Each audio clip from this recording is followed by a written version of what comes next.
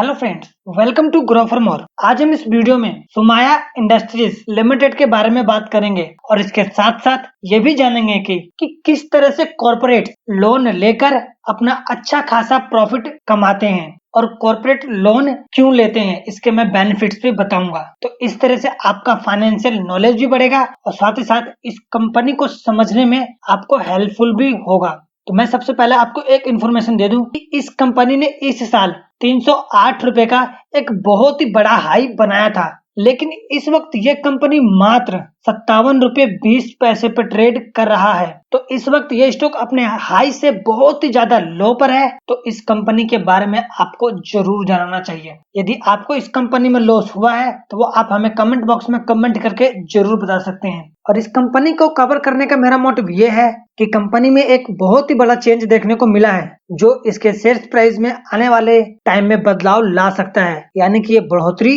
दिखा सकता है। तो इसलिए वीडियो को बिना स्किप किए हुए एंड तक जरूर देखें। और यदि आप हमारे चैनल पे नए हैं तो चैनल को सब्सक्राइब कर दें और बेल आइकन को ऑन कर दें ताकि इस तरह के हर एक वीडियो का नोटिफिकेशन आपको टाइम से मिल जाए। तो फ्रेंड्स, ये जो कंपनी है ये फैशन बिजनेस में काम करती है, यानी कि कपड़ों की डिजाइनिंग वगैरह, और इनका जो मेन फोकस है वो वेस्टर्न ड्रेसेस पे है। और आप यहाँ पर देख सकते हैं कि जो इस कंपनी का वैल्यूएशन है वो है 1372 करोड़ रुपए, लेकिन इसका मार्केट कैपिटलाइजेशन वो मात्र 321 करोड़, बहुत ही ज्यादा कम।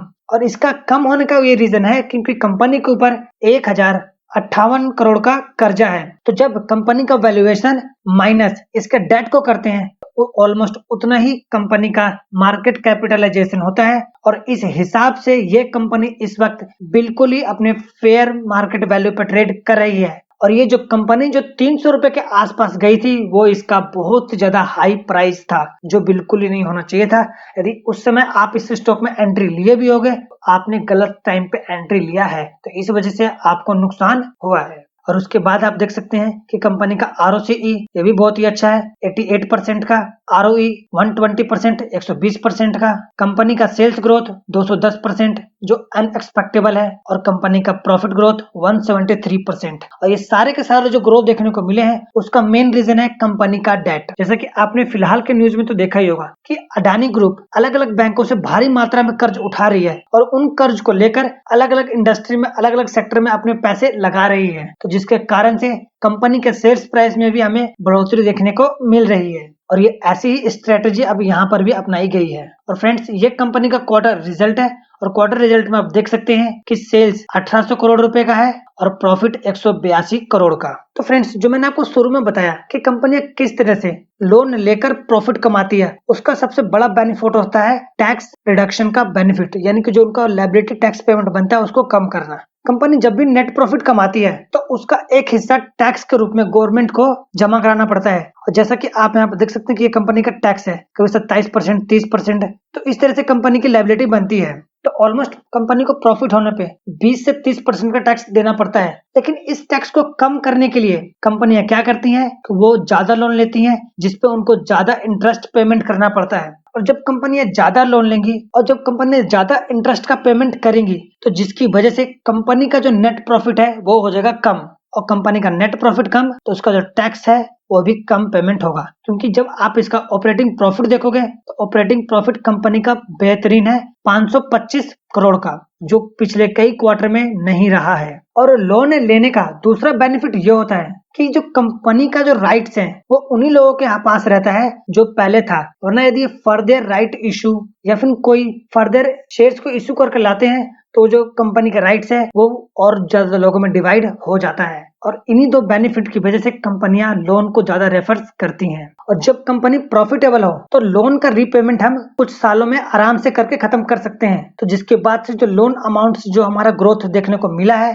वो हमारे लिए एक लॉन्ग टर्म के लिए बेनिफिट बना रहता है। और जो कई कॉर्पोरेट्स के लिए लोन लेकर अपना ग्रोथ करने की स्ट्रेटेजी बेनिफिशियल साबित होती है, और उसी तरीके से इस कंपनी का भी हो रहा है। कंपनी ने लोन लिया और उसी का परिणाम रहा कि कंपनी का सेल्स ग्रोथ और प्रॉफिट ग्रोथ बड़ी ही तेजी से बढ़ा है। तो फर्दर ये कंपनी फ्यूचर में बहुत ही अच्छा ग्रोथ कर सकती है। तो इसके शेयर प्राइस में भी हमें एक बहुत ही बड़ा चेंज देखने को मिलेगा, लेकिन ये बेनिफिट आपको लॉन्ग टर्म में मिलेगा, शॉर्ट टाइम में नहीं। कम से कम आपको इस कंपनी को 2 से 2.5 साल तो देना ही पड़ेगा। और फ्रेंड्स, मैं आपको एक इन्फॉर्मेशन और दे दूं कि इस कंपनी के जो प्रमोटर्स है उन्होंने अपनी होल्डिंग को बढ़ा लिए हैं, जो बढ़ाकर अब 46.4% हो गया है। इन प्रमोटर्स को पता है कि कंपनी फ्यूचर में अच्छा ग्रोथ करेगी, तो उसी की वजह से अब प्रमोटर्स ओपन मार्केट से शेयर्स को खरीद के अपने पोर्टफोलियो में ऐड कर रहे हैं। यदि फ्रेंड्स इस वीडियो को आप लोगों का प्यार मिला, इस कंपनी के बारे में और भी ज्यादा डीप एनालिसिस करके मैं आपको बताऊंगा, तो इसलिए वीडियो को लाइक करके अपने फ्रेंड्स के पास शेयर करके